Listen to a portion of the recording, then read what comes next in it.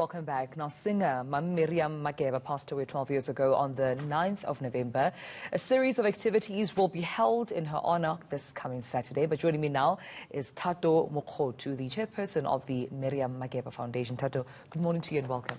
Good morning, and thank you. This is, a moment where we get to celebrate once more Umama, and I think each and every year we remember the 9th of November as the day that we've lost her 12 years ago. But how will this year be different in terms of what you've planned? I think this year we're trying to revive the center that Umama has in Midrand, which is Makeba Center for Girls. And we've seen that she has always been taking care of young girls, especially those that are abused. And seeing that is, we are now focusing on gender-based violence. And I think that's something that she's so passionate about.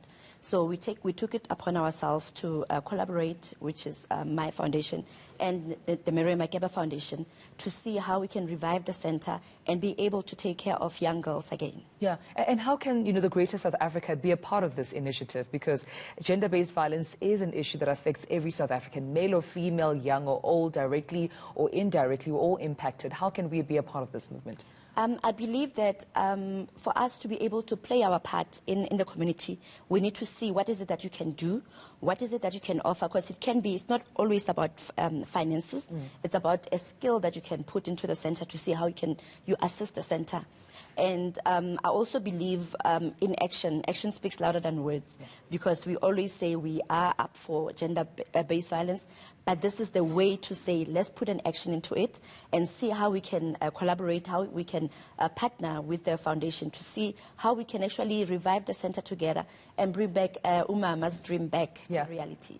And talking about Miriam Makeba, the legacy that she's left behind is so huge when it comes to music. Around the world, she's renowned for being that voice, particularly at a time where we needed a voice during apartheid, and she did that through music. But in other ways, how other ways do you think we can remember her in terms of who she was, the values that she stood for, so that we can continue to remember her legacy? I think one thing that I always say is that we have people that fought during apartheid in different times. You have people that fought politically.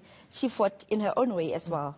And we need to recognize that by, I'm happy because I've seen the great ones already studying about her, which is a good thing that I'm happy about. But also in terms of art, how do we grow the art and how do we grow, especially the center, things that she was passionate about. Because with me, I'm so passionate about bringing young girls up and making sure that they get to be as wonderful people that they can be.